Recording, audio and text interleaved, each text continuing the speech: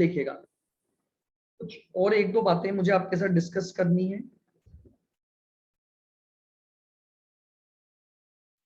लिखें,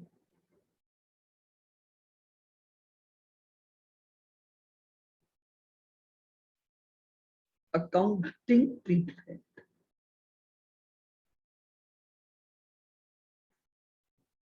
of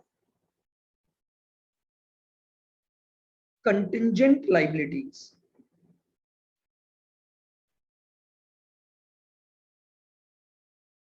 Contingent liabilities.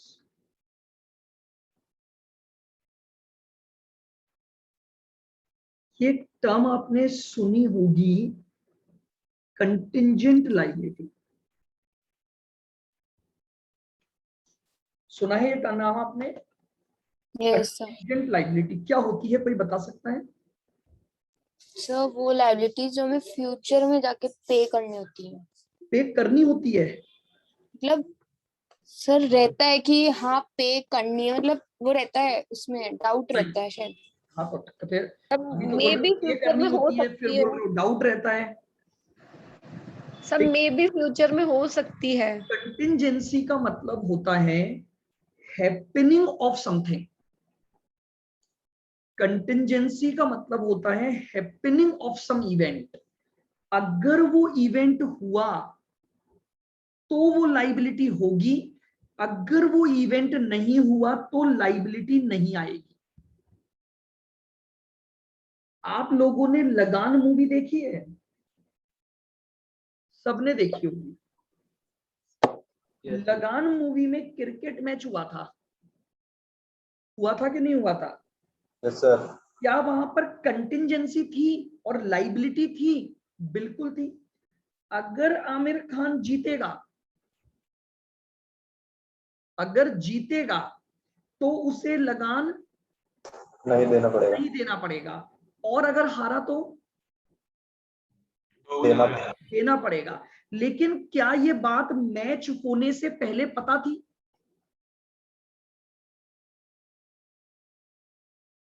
Yes sir. Yes sir. अरे नालायक, वो तो पिक्चर थी इसलिए पता थी कि वो ही जीतेगा।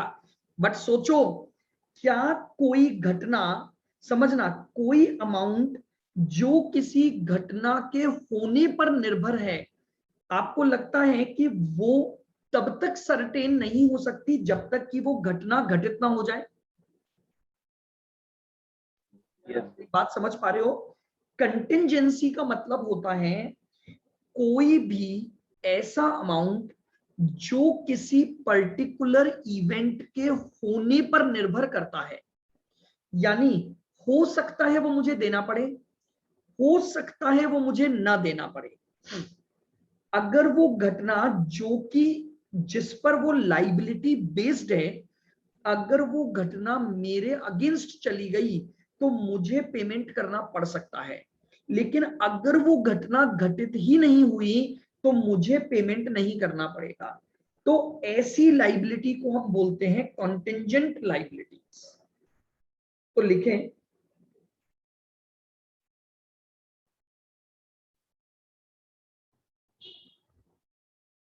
Any liability. Sir uncertain event पे डिपेंडेंट होती है। हाँ जी, any liability which is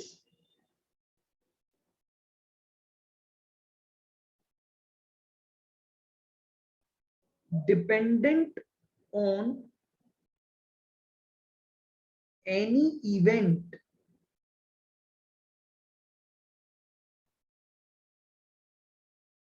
which is not certain। कोई भी लाइबिलिटी जो किसी घटना पर निर्भर करेगी जो घटना सर्टेन नहीं है, and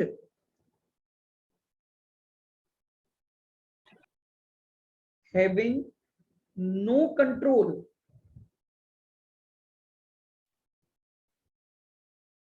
having no control of entity over that event।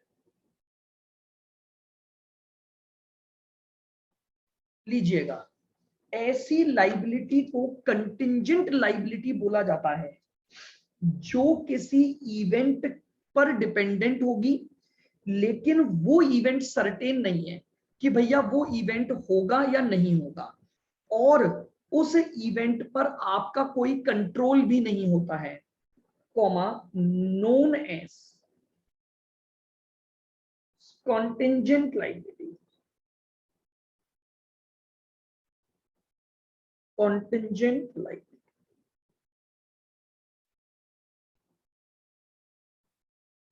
Sir इसका कोई एग्जांपल? इसका एग्जाम्पल अभी बिल्कुल देंगे, पहले मीनिंग समझ में आना चाहिए सबसे पहले। तो क्या ये मीनिंग समझ आ गया? कोई भी लाइबिलिटी जो घटना पर निर्भर करेगी, ध्यान से सुनना, लेकिन उस घटना का होना सर्टेन नहीं है, हो भी सकती है नहीं भी हो सकती है, और साथ ही साथ उस घटना पर आपका कंट्रोल भी नहीं है कि आप चाहोगे तो वो घटित हो जाएगी, आप चाहोगे तो वो घटना नहीं होगी। ऐसी लाइबिलिटी को हम बोलते हैं कंटिंजेंट लाइबिलिटी। आइए एग्जाम्पल पर बात करते हैं।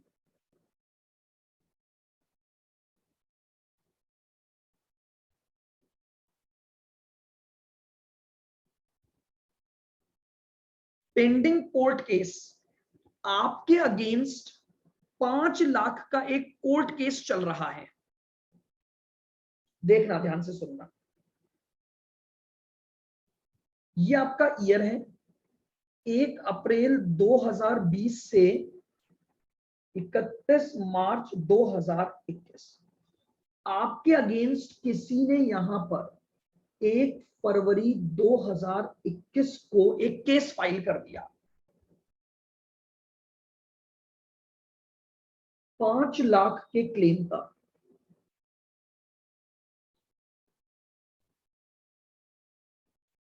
अभी 31 मार्च तक इस कोर्ट केस का जो फैसला आना है वो बाकी है। अब मुझे बताओ, ये 5 लाख रुपए मेरी लाइबिलिटी बनेंगे कौन सी घटना के होने पर? बताओ। कोर्ट का रिजल्ट आने पर। कोर्ट का रिजल्ट मेरे अगेंस्ट आने पर। हाँ। क्या वो घटना सर्टेन है? क्या मुझे आज ही पता है कि मैं कोर्ट केस हारूंगा कि जीतूंगा? No sir. नहीं। क्या उस पर मेरा कंट्रोल है कि नहीं मैं तो जज को पैसे खिलाकर ही जीत जाऊंगा? No sir. या मैं जो चाहूंगा भाई जज तो वही बोलेगा? क्या ये दोनों बातें आप समझ पा रहे हो? लाइबिलिटी अराइज होगी इवेंट के होने पर, लेकिन वो इवेंट सर्टेन नहीं होनी चाहिए और उस इवेंट पर मेरा कंट्रोल नहीं होना चाहिए। अगर ऐसा है तो मैं ये बोलूंगा, क्या बोलूंगा, कि भैया ये मेरे लिए कॉन्टिंजेंट लाइबिलिटी बनेगी। बोलो, क्लियर हुआ? एग्जाम्पल किसने पूछा था? मैंने, ईशा। ईशा ने। ठीक है ईशा, और एग्जाम्पल लेते हैं। देखो, आओ ईशा।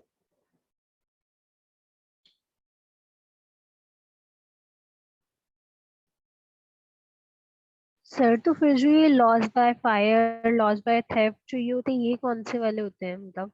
अरे ये कोई कंटिंजेंसी, आपको कौन सा आग लगेगी थोड़ी, आप सोचते हो क्या इस बारे में? मुझे एक बात बताओ, क्या 1 फरवरी के दिन आपके दिमाग में होगा कि मेरे बिजनेस में आग लगेगी और आग ओके लगेगी सर। तो नुकसान होगा? कंटिंजेंसी थोड़ी है ये। Okay sir. आप समझो, कंटिंजेंसी का मतलब समझो, आपके पास एक लाइबिलिटी है, लेकिन वो होगी या नहीं होगी वो किसी घटना पर निर्भर है। अब आग लगने का नुकसान आपके दिमाग में घट, अब आप समझो, आपके दिमाग में क्या सपने आएंगे रोज, अरे यार आग लग सकती है, अरे यार आग लग सकती है? समझ रहे हो? वो आपकी कोई लाइबिलिटी नहीं है। आग लगेगी, नुकसान होगा तो लॉस हो गया बस। Bill discounted but not yet matured. आइएगा जरा इस पर बात करते हैं, सुनना।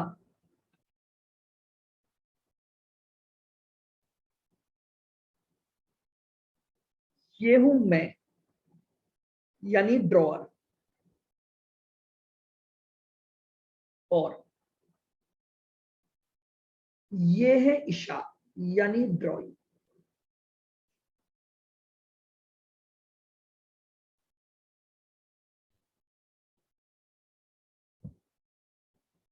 ईशा, मैंने आप पर एक बिल लिखा, 40,000 का बिल है। सुनना बहुत ध्यान से, जिसकी ड्यू डेट 5 मई 2021 को आएगी। मैंने इस बिल को डिस्काउंट करवा लिया। सर ये लिखना है क्या? चाहो तो लिख लो, तो वैसे समझना है तो वैसे समझ लो, डिस्काउंटेड विथ बैंक लिख लो, ज्यादा बढ़िया है, आपको याद रहेंगी फिर चीजें। आओ, मैंने बैंक से डिस्काउंट करवा लिया। समझो मेरी बात, मुझे बताओ ड्यू डेट पर बैंक को पैसा कौन देगा? ये ड्रॉई देगा या मैं दूं? मैम सर ये ड्रॉई देगा। लेकिन अगर ड्रॉई मना कर देता है और बिल डिसऑनर हो जाए तो किसको देना पड़ेगा? Sir drawer. यानी मेरे ऊपर एक लाइबिलिटी आ गई। लेकिन ये लाइबिलिटी कब आएगी जरा मुझे ये बताओ। सर जब ड्रॉई मना कर दे यानी पेमेंट घटना के होने पर ही आएगी। हाँ सर। क्या ये घटना सर्टेन है कि ड्रॉई देगा कि नहीं देगा? No sir. नहीं है ना, क्योंकि अभी तो मई आया ही नहीं है, मैं तो 31 मार्च पे खड़ा हूं। तो समझना, मेरी लाइबिलिटी आएगी घटना के होने पर, बट वो घटना अनसर्टेन है और इस पर मेरा कंट्रोल भी नहीं है। मैं बोल ही नहीं सकता ना, क्या मेरा कंट्रोल है कि ड्रॉई देगा ही देगा या ड्रॉई नहीं देगा? मेरा कोई कंट्रोल नहीं है। तो जानते हो, ये जो बिल मैंने डिस्काउंट करवाए हैं, ये मेरे लिए एक कॉन्टिंजेंट लाइबिलिटी के रूप में बन जाएगा। क्यों बनेगा वो समझो। लाइबिलिटी आ सकती है, लेकिन लाइबिलिटी तब आएगी जब कोई स्पेसिफिक घटना घटित होगी। अगर वो स्पेसिफिक घटना घटित होगी तो मुझे पेमेंट करना पड़ेगा। लेकिन वो घटना का होना या न होना अभी सर्टेन नहीं है।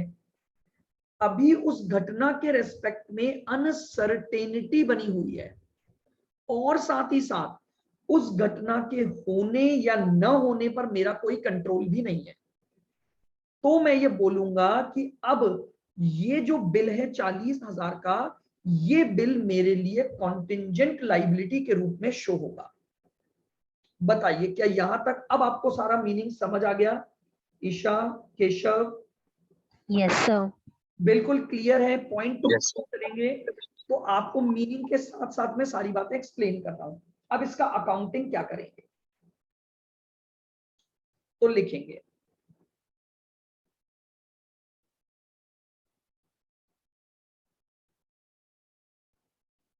Amount of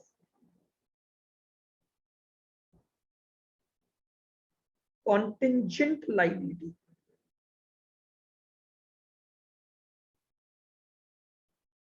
amount of contingent liability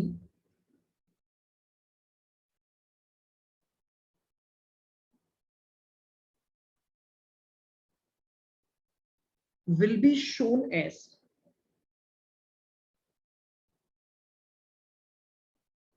footnote, will be shown as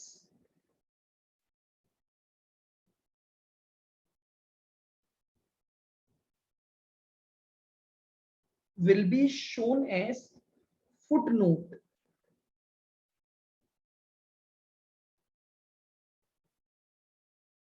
इसे कहां दिखाया जाता है? फुट नोट के रूप में दिखाया जाता है। फुट नोट मतलब बैलेंस शीट के नीचे दिखाया जाता है।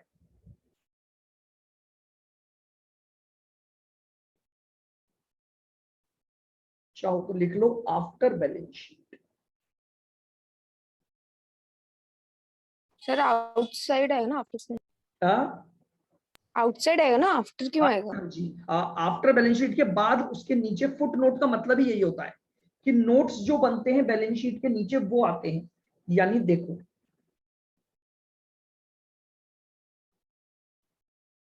ये आपकी बैलेंस शीट बन गई,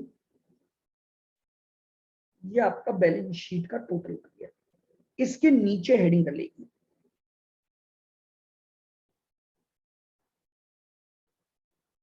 कॉन्टिंजेंट लायबिलिटी।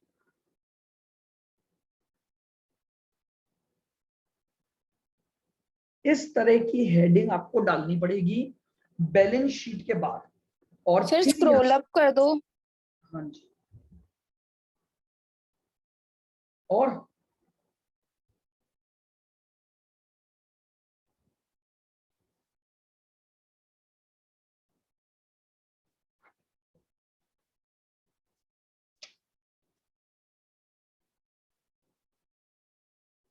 हाँ सर एक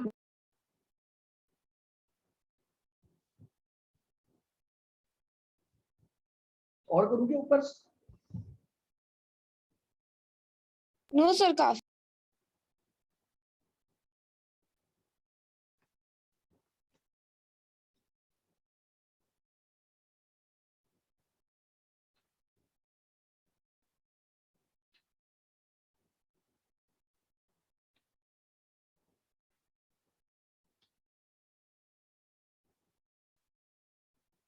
हो गया क्या? Yes sir. तो यहां पर कंटिंजेंट लायबिलिटी अब इसके नीचे लिख दूंगा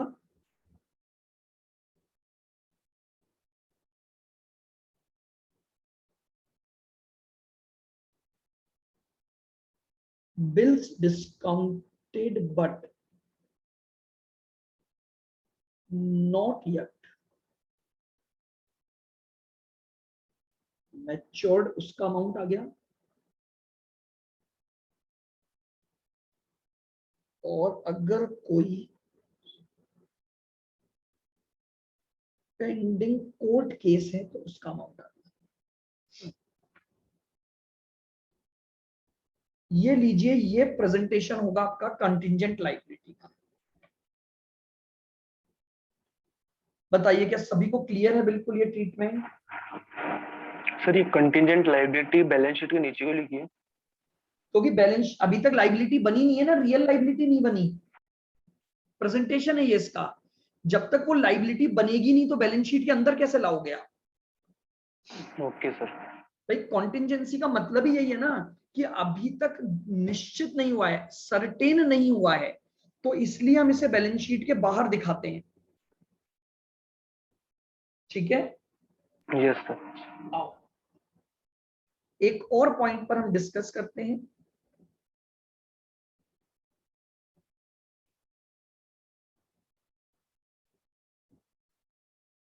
सर अकाउंटिंग पूरा जैसे अमाउंट के साथ में कब क्या कराया वो पूरा लिखते हैं क्या? हाँ भाई अमाउंट के साथ, तभी तो मैंने उसका अमाउंट लिखा ना सामने। ये प्रेजेंटेशन दे दिया मैंने आपको, यहाँ हेडिंग डालोगे, यहाँ अमाउंट आ गया, देन उसका टोटल लग जाएगा। फुट नोट का मतलब होता है दुष्यंत बैलेंस शीट के नीचे नोट्स के रूप में लिखना। जब आप बैलेंस शीट के नीचे नोट के रूप में इस बात को लिखते हो, इसे ही फुट नोट बोला जाता है बस।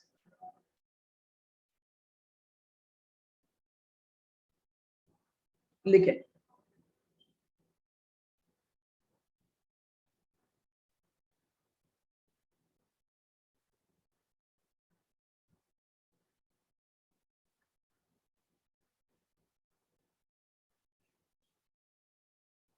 fictitious assets,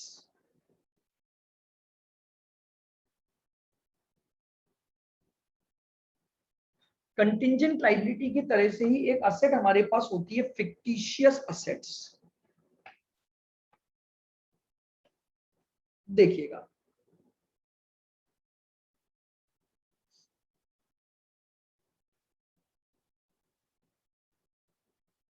some expenses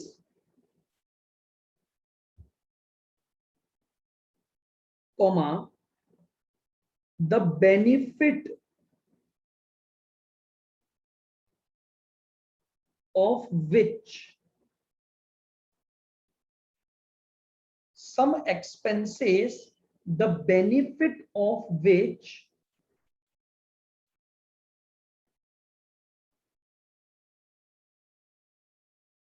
realize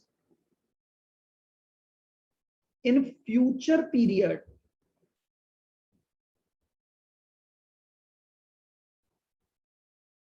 some expenses the benefit of which will realize in future period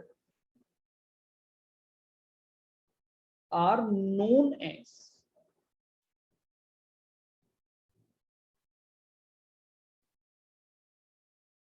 fictitious assets.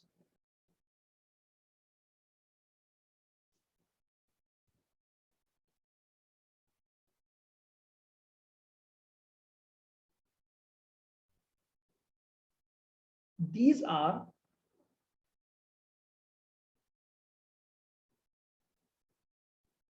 also known as assets having no value or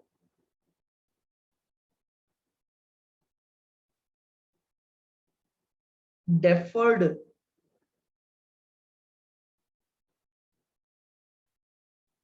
revenue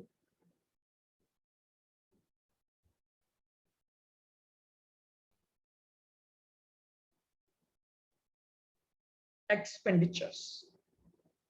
अब जरा इसको समझना, देखिए असेट्स वर्ड जुड़ा हुआ है। अच्छा पहले एक और बात लिख लो,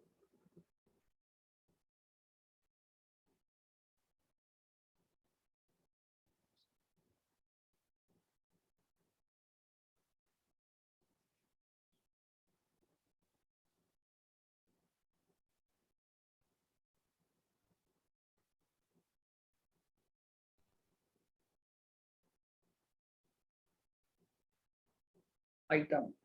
Such assets are shown as a separate line of item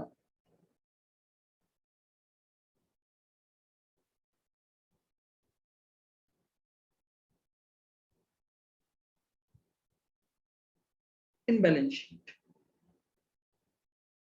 अब क्या लिख दिया, ये वो बातें जरा अपने को समझनी है। देखिएगा मेरी बात ध्यान से सुनना, बिल्कुल एग्जाम्पल से हम बात करते हैं। ये एक पर्सन है मिस्टर ए, ठीक है। ये पर्सन जो है वो एक प्रोडक्ट लॉन्च कर रहे हैं,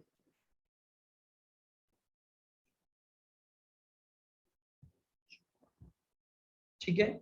लेकिन भैया ये प्रोडक्ट बिकेगा कैसे, इसके लिए इन्होंने क्या सर किया, एडवर्टीजमेंट कर हैवी एडवर्टाइजमेंट किया।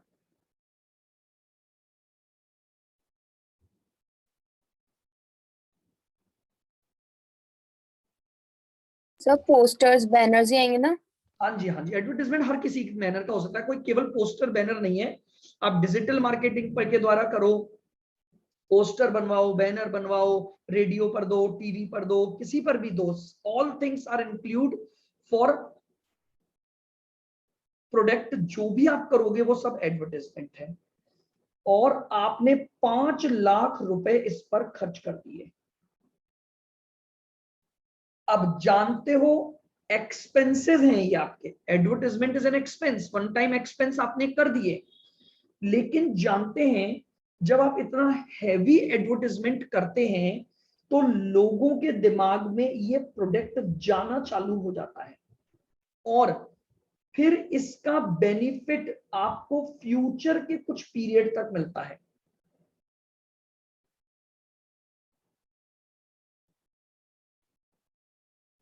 बेनिफिट्स इन फ्यूचर, आप समझ रहे हैं, तो ये खर्चा, लेकिन ये खर्चा आपको कई सालों तक बेनिफिट दिलाएगा। आपने लगातार लगातार लगातार अपना ऐड करते जा रहे हो, लोगों के दिमाग में आपका प्रोडक्ट छप जाएगा। एक बार तो टीवी ऑन करी नहीं कि आपका एडवर्टाइजमेंट आ गया, कोई मूवी चल रही है अच्छी सी, बीच में आपका एडवर्टाइजमेंट आ गया, सिनेमा हॉल में लोग बाग मूवी देखने जा रहे हैं, बाहर आपने अपना एडवर्टाइजमेंट कर रखा है। हैवी एडवर्टाइजमेंट करा जिसका बेनिफिट ऐसा तो नहीं है ना कि उस एडवर्टाइजमेंट का बेनिफिट उसी पर्टिकुलर साल में मिलेगा, अगले साल लोग बाग प्रोडक्ट को भूल जाएंगे, या अगले साल आपको दोबारा करना पड़े। कई ऐसे खर्चे होते हैं जो कर तो वन टाइम रहे हो, लेकिन उसका बेनिफिट फ्यूचर में कई सालों तक मिलता है। इन सभी खर्चों को एक नाम दिया गया और उसे बोला गया फिक्टिशियस असेट्स। असेट भी बोला गया, साथ में फिक्टिशियस मतलब होता है काल्पनिक, having no real value. Asset क्यों बोला गया? क्योंकि ये खर्चा फ्यूचर में बेनिफिट प्रोवाइड करेगा। असेट क्या होती है? असेट उन्हीं रिसोर्सेस को बोला जाता है जो फ्यूचर में बेनिफिट देते हैं। तो ये एडवर्टाइजमेंट फ्यूचर में बेनिफिट देगा, इसलिए मेरी असेट है। लेकिन प्रॉब्लम है कि फिक्टिशियस है, एक्चुअली में इसकी कोई वर्थ नहीं है। ये खर्चा मैं कर चुका हूं, ये मेरा वन टाइम खर्चा था जो मैंने कर दिया, तो कोई रियल वैल्यू नहीं होती है, no real value. Asset having no value की जगह लिखो नो रियल वैल्यू, यहां एक टर्म जोड़ दो।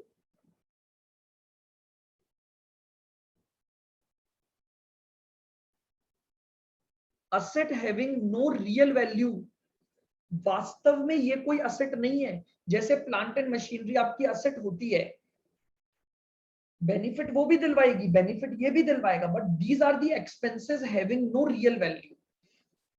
या फिर हम ये बोले कि ये रेवेन्यू नेचर के ऐसे खर्चे हैं जिनका बेनिफिट कई सालों में मिलने की वजह से हम इसे कुछ सालों में क्या करते हैं, राइट ऑफ करते हैं। इसे बैलेंस शीट में separate line of item, separate line of item का मतलब होता है डिफरेंट कैटेगरी के रूप में लिख देना। जब आप बैलेंस शीट बनाओगे ना, तो अलग से हेडिंग आएगी फिक्टिशियस असेट्स, उसे बोलते हैं separate line of item. Sir अभी आपने क्या बोला? डिफरेंट? क्या? डिफरेंट हेडिंग में आ जाएगा, सेपरेट लाइन ऑफ आइटम अलग से लिखोगे, करंट असेट्स के नीचे अलग से हेडिंग डालोगे फिक्टिशियस असेट्स, और फिर उसमें लिखोगे जो जो खर्चे हैं आपके, उसे बोलते हैं सेपरेट लाइन ऑफ आइटम के रूप में रिकॉर्ड करना।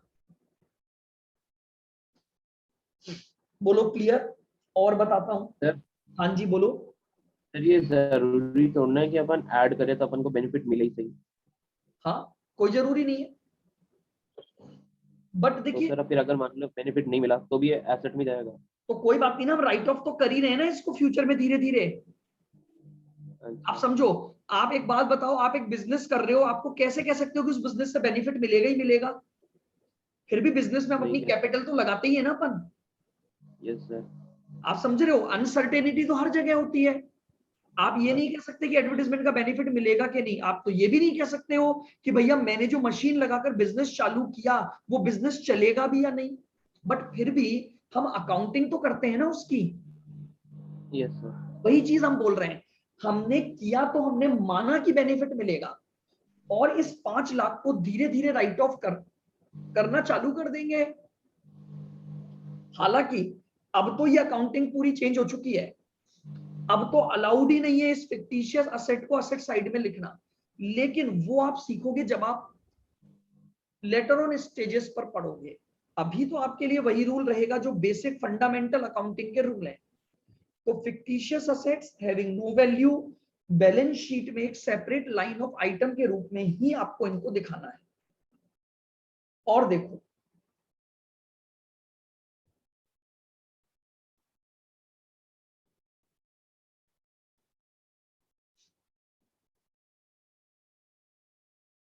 ये है एक्स लिमिटेड कंपनी,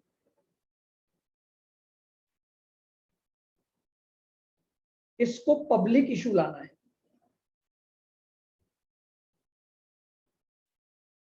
इसके ऊपर एक सर पब्लिक इशू क्या होता है?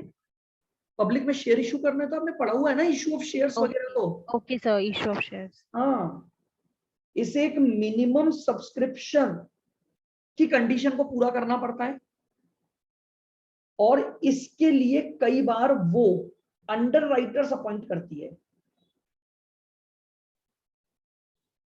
अब ये अंडरराइटर्स क्या होते हैं? ये वो पर्सन होते हैं जो कंपनी को एश्योर करते हैं कि आपका पब्लिक इशू निकालो, अगर 90% सब्सक्रिप्शन नहीं आया तो हम खरीद लेंगे, ताकि आपका पब्लिक इशू की मिनिमम सब्सक्रिप्शन की कंडीशन पूरी हो जाए। उन लोगों को क्या बोला जाता है? अंडरराइटर्स बोला जाता है। इनको आप कमीशन दोगे? सर कम रेट में भी देने पड़ते हैं? नहीं नहीं, कोई कम रेट ज्यादा रेट वाली नहीं, रेट फिक्स हो चुकी है। उसी रेट पर अगर पब्लिक नहीं लेगी तो ये ले लेंगे। रेट कब ज्यादा नहीं होती है इनके लिए, पब्लिक इशू है, पब्लिक इशू कभी भी डिफरेंट रेट्स पर नहीं होता है। अब आप इनको कमीशन दोगे तो आपका खर्चा होगा, तो ये खर्चा आपको कई सालों तक बेनिफिट दिलवाता है, क्योंकि अंडरराइटिंग का प्रोसेस चलेगा पूरा। शेयर्स आपको बेनिफिट मिला ना, कंपनी आपकी स्टार्ट हो पाई, वरना अगर पब्लिक न खरीदती तो आपकी कंपनी का सब्सक्रिप्शन वहीं फेल हो जाता। तो ये जो कमीशन आपने दिया ये एक हैवी अमाउंट होता है। जितना बड़ा पब्लिक इशू उस पर आपकी जो रेट ऑफ कमीशन है उस बात से आप कमीशन दोगे, तो it will be shown as an fictitious asset. मैं इसे ऐसे एज अ फिक्टिशियस असेट अपनी बैलेंस शीट के अंदर दिखाऊंगा। ऐसे ही कई खर्चे होते हैं। प्रिलिमिनरी एक्सपेंसेस, बिजनेस को स्टार्ट कर रहे हो, कई तरह की मार्केट रिसर्च होती है। बिना मार्केट रिसर्च किए आप क्या नहीं कर सकते? इन्वेस्टमेंट नहीं करते हो। मार्केट रिसर्च में पैसा लगा दिया तो अब उसका बेनिफिट, उस रिसर्च का बेनिफिट आपको आने वाले कई सालों में मिलेगा। तो record as an fictitious asset. क्यों? क्योंकि खर्चा कर चुके हो। एक्सपेंसेस का नेचर होना चाहिए जिसका खर्चा आप कर चुके हो, लेकिन उसका बेनिफिट आपको फ्यूचर के सालों में मिलेगा। तो ये भी क्वेश्चन आपके पास एग्जाम्स में बनते हैं कि भैया फिक्टिशियस असेट क्या होंगी, कैसे दिखाओगे, उन्हें क्या बोला जाता है? ऐसे एक्सपेंसेस जिनकी कोई रियल वैल्यू नहीं होती है या जिनका बेनिफिट फ्यूचर में मिलता है। तो ये दो और टर्म्स थी, एक कॉन्टिंजेंट लायबिलिटी और एक फिक्टिशियस असेट। सर हाँ जी सर, एक बार अंडरराइटर्स का मतलब वापस बता दो। अंडरराइटर्स कुछ ऐसे पर्सन्स होते हैं जो कंपनी को एश्योर करते हैं कि आप जब अपना पब्लिक इशू निकालोगे और अगर मान लो पब्लिक ने आपके शेयर नहीं खरीदे, तो हम आपका पब्लिक इशू फेल नहीं होने देंगे और बचे हुए शेयर्स हम खरीद लेंगे। आप समझो, कंपनी के सामने एक मुसीबत है 90% की, पढ़ा है ना आपने ये 90%। Yes sir. अगर 90% सब्सक्रिप्शन नहीं आया तो कंपनी का पब्लिक इशू फेल हो जाएगा। तो ये लोग कंपनी को फेल होने से बचाते हैं। तो ये एक एग्रीमेंट कर लेते हैं कंपनी के साथ कि आप पब्लिक इशू निकाल दो। पब्लिक खरीद लेती है तो कोई दिक्कत ही नहीं है। अगर पब्लिक नहीं खरीदती है तो बचे हुए शेयर्स हम खरीद लेंगे, लेकिन आपका पब्लिक इशू जो है वो फेल नहीं होगा। इस तरह का एग्रीमेंट कुछ लोग या कोई कंपनी इस एक्स लिमिटेड के साथ करती है। तो इन पर्संस को हम बोलते हैं अंडरराइटर्स। Okay sir. क्लियर?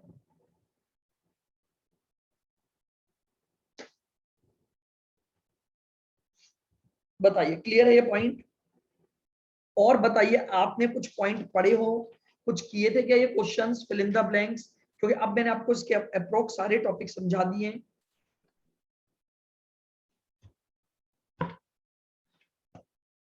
क्या आपने fill in the blanks, true false, match the following करें क्या आप सबने, या नहीं किए अभी तक?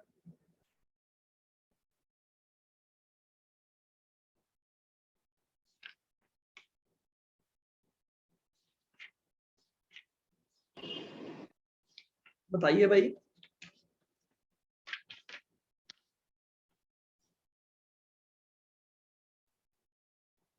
फिल इन द ब्लैंक्स का 5th क्वेश्चन, बिल्कुल आ जाओ।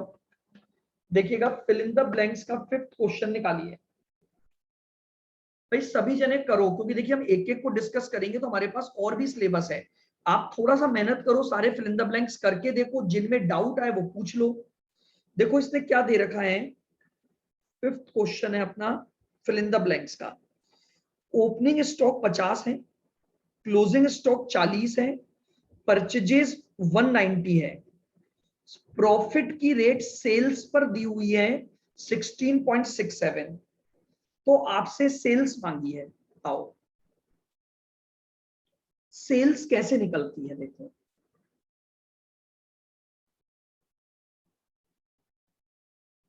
COGS plus profit. अब इसने प्रॉफिट की रेट किस पर दे रखी है आपको, सेल्स पर, तो मैंने आपको क्या Sales. बताया था, सेल्स 100, तो 100 मान लो, तो प्रॉफिट कितना हो गया, सर ये 16.7। 0.7। तो बताओ आपकी कॉस्ट कितनी हो गई, 83.33। 83.33। यहां तक क्लियर है, बोलो। यस। अब मुझे पता है मेरी कॉस्ट कैसे निकलती है, COGS, opening stock plus purchase plus direct expense minus closing stock. ये सारा डेटा उसने मुझे दे रखा है। ओपनिंग स्टॉक 50 है, परचेजेस 190 है। सर ये जो कॉस्ट आई थी ऊपर, ये परसेंटेज में है ना? हाँ जी, बताओ ये कितना आया, 2 लाख। अब मुझे ये पता लग गया ये जो 83.33% है वो 2 लाख के बराबर है। भाई समझो, अगर 100 यस सर। 100 की सेल्स है तो प्रॉफिट है 16.67, तो कॉस्ट आई 83.33, और वो कॉस्ट मुझे दे रखी है, तो सेल्स निकाल लो।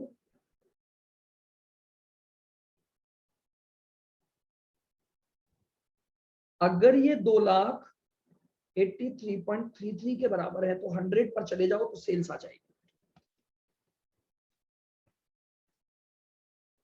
तो 2,40,000 इसका आंसर आ जाएगा। सर क्वेश्चन सेकंड भी बताना, फिलिंग द ब्लैंक।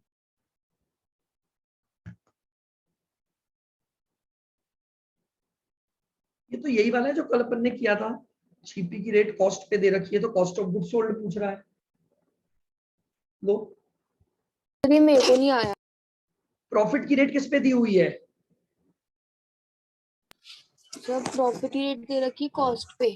कॉस्ट को मैंने 100 मान लिया, हाँ तो प्रॉफिट कितना हो गया सर 25 है, सॉरी 20।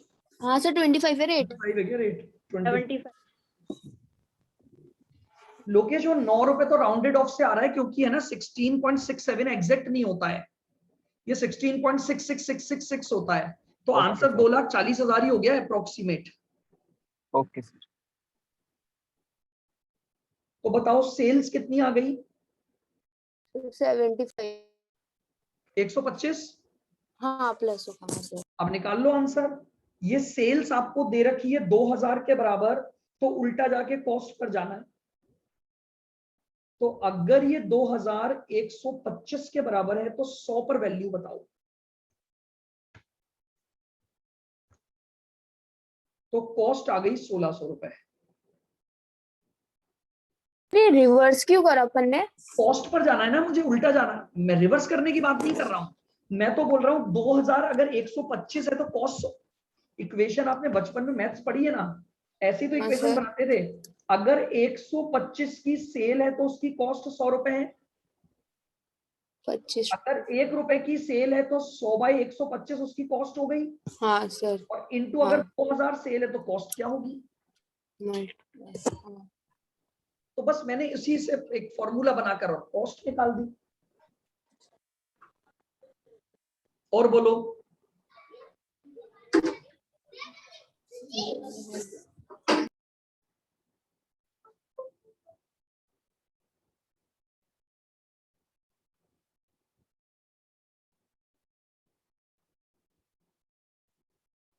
बाकी जने भी जिन्होंने नहीं किए हैं कर लेना और पूछ लेना। अगर क्लियर है तो फिर हम नया टॉपिक भी स्टार्ट कर देंगे कल से। सर एक बार 5th ऊपर से शो कर दो। फिफ्थ, हाँ सर। ये लो।